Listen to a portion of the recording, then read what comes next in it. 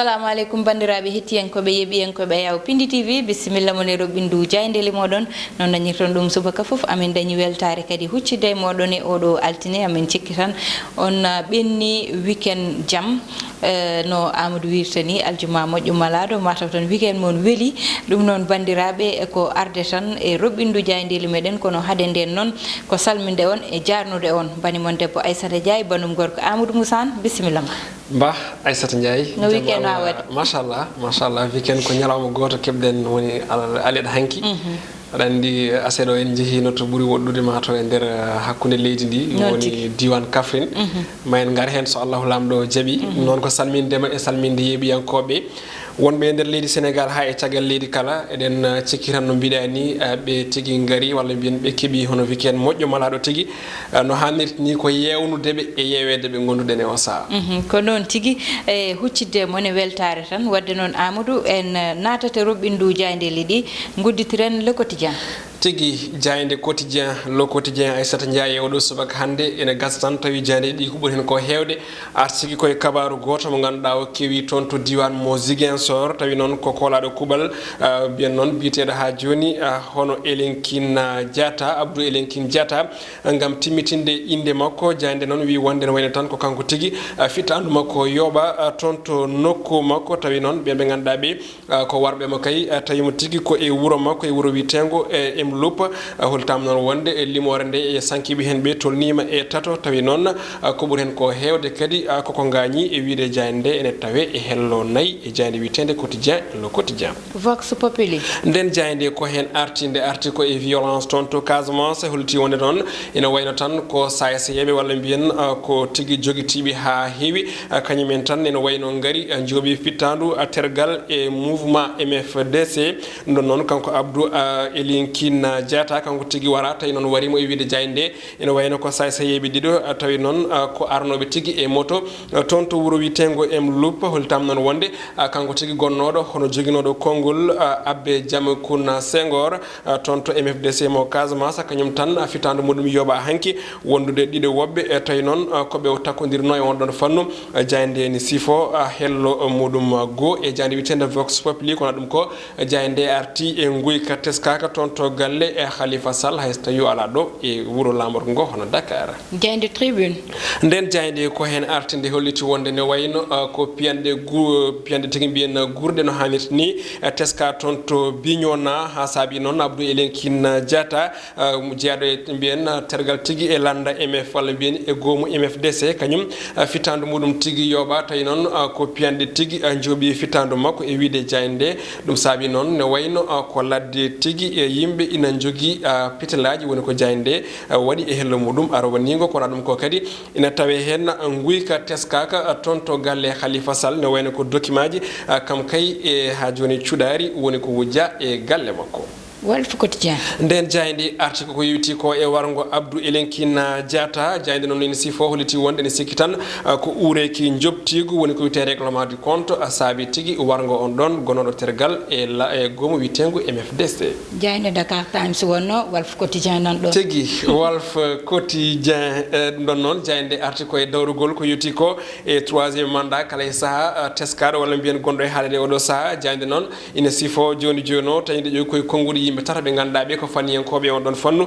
ndewi kay holko saabi tan o saaha Macky Sall ko heure e ko yewti ko e on ɗon 3e mandat biteɗo hono jogu walla mbiyen tigui woni jogu sar tigui tawi noon ko faniyanke to banggue kuule nder leydi Sénégal holiti wonde Macky Sall horeji leydi ndi oɗo saaha o wala hay fartange goto wawde kay mbiyen tawtorede ko yewti ko e wiide no ƴamta ko yewti e 3e mandat kono ɗum ko biteɗo Jean Charles Biagui kañumne kadi ko faniyanke to banggue dawrugol o holliti wonde ina wayno kay oɗo saaha mawɗo leydi ndi ala tan hattan walla ni pellital wiide ina wawa tigui jeeyede e mandat 2024 woni sungoji horeji leydi Alioune Tine kañum kay ne wayno holliti wonde ɗum ɗon so tawi laatima ko yidde kay dillinde Afrique banggue hirnangue woni Afrique de l'Ouest Libération. nden ɗon jayde no wayno ari koko yutti ko ala haali Petro-Tim holitam non wonde kanko mawɗo ñawɓe o ma uddit tigui ko yutti koye on ɗon dossier ngam wawde tigui heɗade yimɓe ganduɗa ɓe ina kay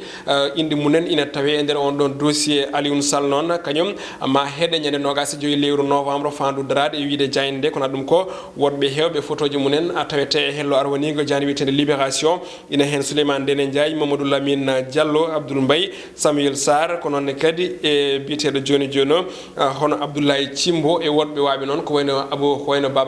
Boubacar Camara ɓe ɗon kala ma keɗe e wiide jayde e tuggi nayyi ha nogas e joyyi lewru walla mbiyen ha nogas e jeegom lewru witende novembre fandu darade jayde L'Observateur. jayde groupe Futur Média kañum ari koko yewti ko e ɓorne ganduɗa de ko wiyete ko hono BRT manam tan ko bus mo ganduɗa o ko ɓurɗo yawde to banggue transport ɗo e leydi men Sénégal ma kay golle muɗum puɗɗe hande toon to Guédiawaye kono jayde arti ko yewti ko eɓe caɗele ɓeɓe manam jogorɓe kay lorade nden eɓɓore woni jogorɓe egguinede e koɗorɗi munen toon to liberté 6 jayde hokkiɓe konguɗi ɓe koliti wonde kamɓe oɗo saaha joni joni o ɓe gona tan yimɓe ganduɗa ɓe ko hutortoɓe kala e saaha ene mbiye paye to paye ga kala nde eɓɓore adda ko noonne kadi wonɓe toon to Guédiawaye kañumen kolliti wonde e tampi e dirto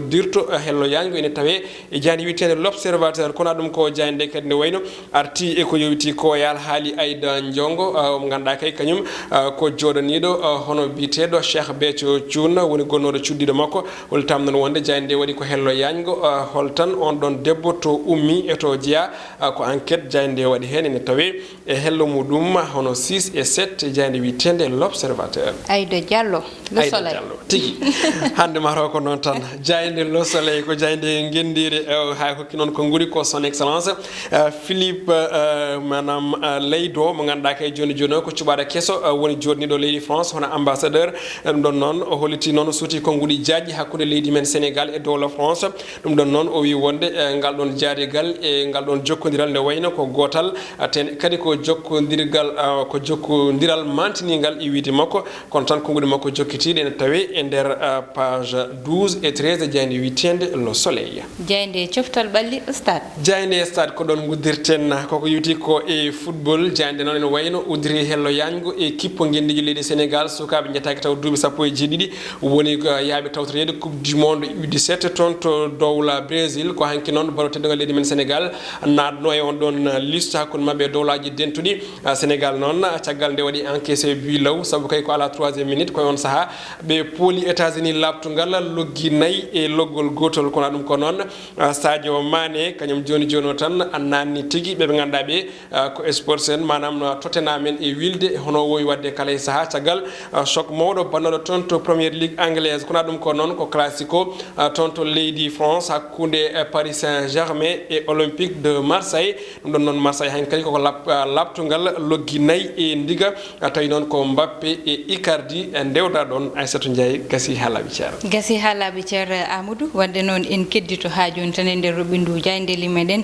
kono noon banggal ɗum ko ganduɗa kañum woni gueɗe rendo noon hande Amadou mbe sikki tan yahata ko ha to Kaffrine rendo mawgo wannogo toon ɗum noon tan e banggue to wiyete jokkul belmuk noon mataw tan koye saraji Malem Odar Jeeya ɗum ɗon noon Amadou ko an yahannomin toon en batta sona hettadema holko kewno toon eno yaari tigi en jehino toon ko noon kadi en jaadino e équipe hono PDTV timmuɗo no mbiɗani ko toon to diwan mo Kaffrine commune mo Jokkol Belmbok eɗen gandi noon ko final coupe maire fetanno toon ñande aseɗe hecci hanki tawi noon wonno ko hakkude équipe biteɗo Lyon Temeñ kam e équipe biteɗo Espérance tawi noon ko Espérance foliɓe loggi tati loggi ɗiɗi ƴettindin noon kuɓeɗe tawi noon teddinira on ɗon final kam e guddirgol radio communautaire e gonɗon wuuro ko Daouda Moussa Dia honorable député assemblée nationale ɗon noon ene wayno terɗe kewɗe noon garino toon tawi o yaadi munen onon délégation timmuɗo ene mabɓe noon honorable maire Ribo Escale o wiyete ko Yaya Sow o suuti hen konngudi ko ɗum ɗo woni ko haali. D'abord miɗo yetta Allah miɗo juula he nelaɗo Allah sallallahu alayhi wa sallam miɗo yetta région de Kaffrine miɗo yetta mo ganduɗa ko ɓi yumam ko seelam woni Sek Diop honorable o Sek Diop o conseil collectivité local mo département de Kaffrine min tawi ɗo honorable député mo Malem Odor Ali Yama Ndaw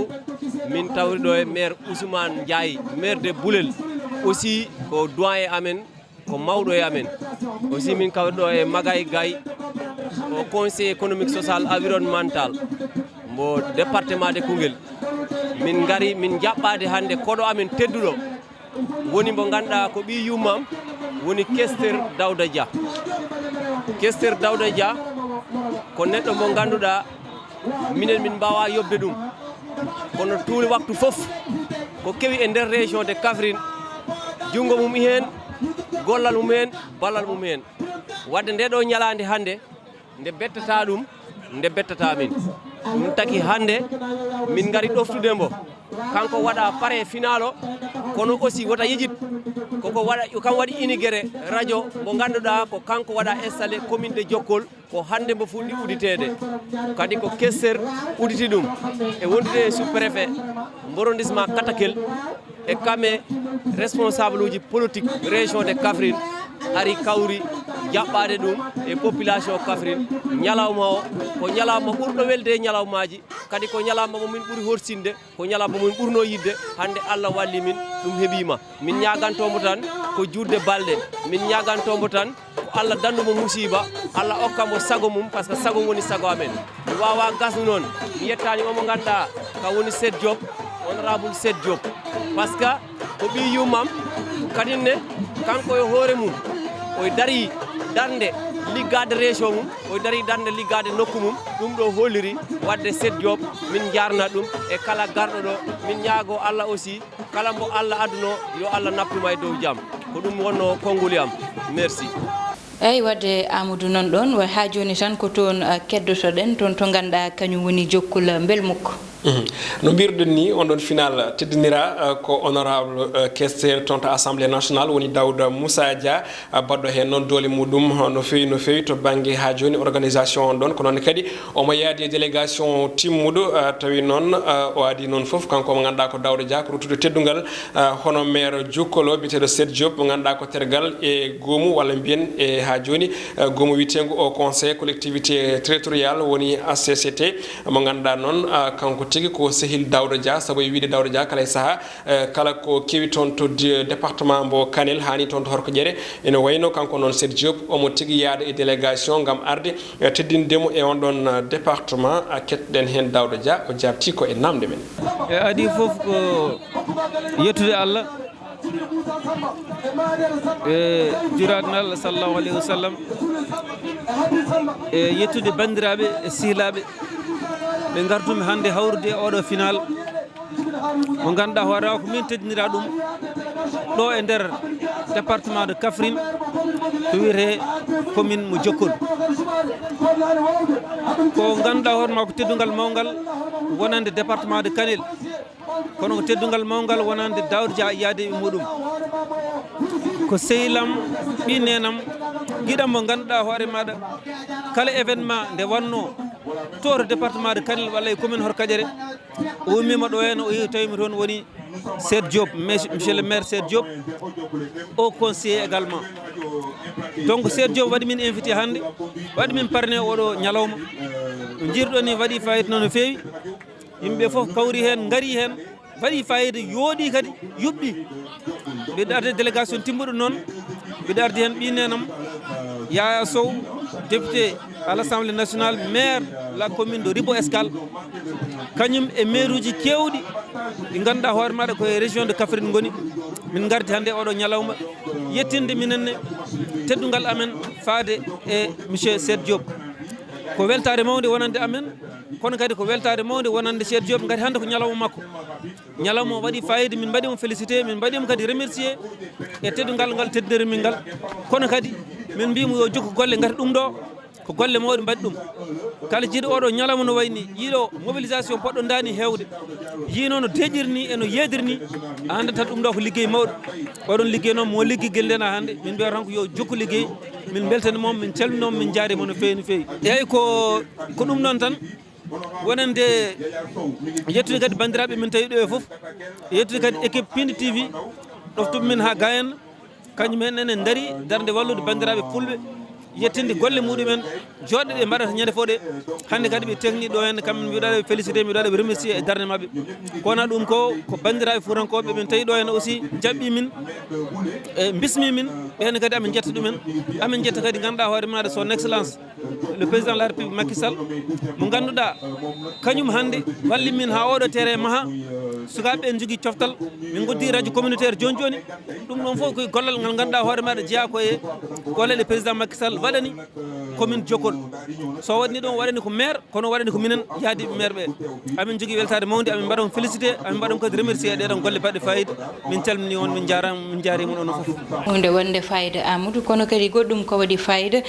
ko ganduɗa en mbaɗata annoncé tan woni ko ganduɗa ina waɗi inauguré hannde toon to Guédiawaye to gam tan ɓurde wallidde ko faye transport o ha ɓuura tan wonde ko ganduɗa itama web e hoɗɓe toon ɓe ina woni BRT hannde gardiɗo leydi ndi ma waɗ ɗum inauguré toon to banggal Guédiawaye to e banlieue o ko hunde wonde fayida ɗum tagui inchallah eɗen ɗamini ma Pini TV wat déplacement yaha toon kadi adana bandiraɓe ko kewitoɗe ne gandi ko mawɗo leydi ndi hono son excellence président de la république Macky Sall kañum hoore muɗum ardoto woni ha joni